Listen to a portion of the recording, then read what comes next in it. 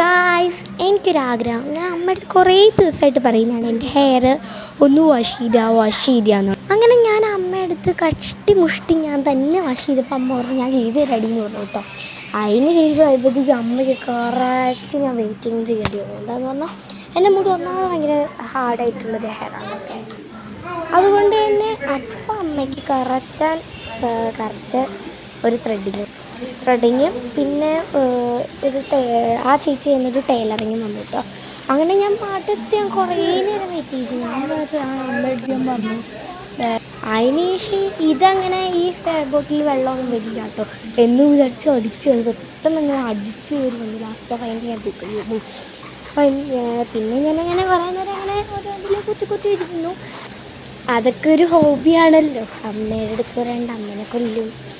അതിന് ശേഷം ഞാൻ ഇതിൻ്റെ ചുമ്മായിരുന്നു വട്ടം കറങ്ങാണ്. വട്ട് പിടിച്ചൂരായിരുന്നു കേട്ടോ, അസല് വട്ട്. എന്നിട്ടൊട്ട് കറങ്ങില്ല. സെറ്റാണ്. പിന്നെ ഞാൻ അങ്ങനെ കുറേ നേരം നോക്കി നിന്നു. ബട്ട് നിങ്ങളെ മാത്രം കാണുന്നില്ല ഗൈസ്.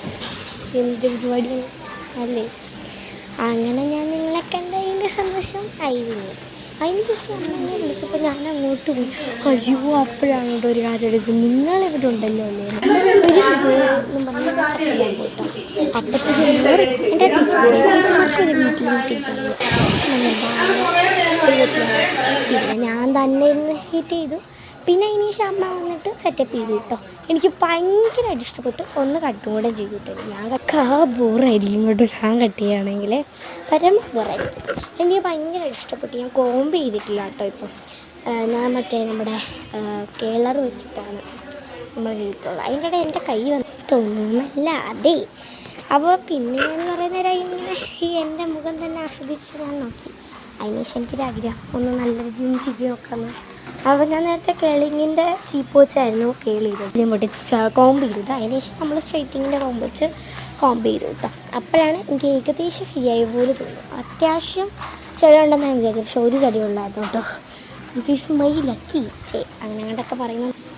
പിന്നെ ഞാൻ കുറച്ച് കോപ്രായൊക്കെ കാണിച്ചു കേട്ടോ. ഇതൊക്കെ നല്ല ബ്രാൻഡഡ് സാധനമാണ്.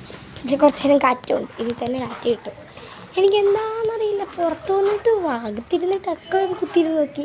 എന്താ രസം, എനിക്ക് ഭയങ്കര ഇഷ്ടമാണ് ഇങ്ങനെ ഹെയറിൻ്റെയൊക്കെ യൂസ് ചെയ്യും അങ്ങനെ കാണിക്കുന്നതൊക്കെ.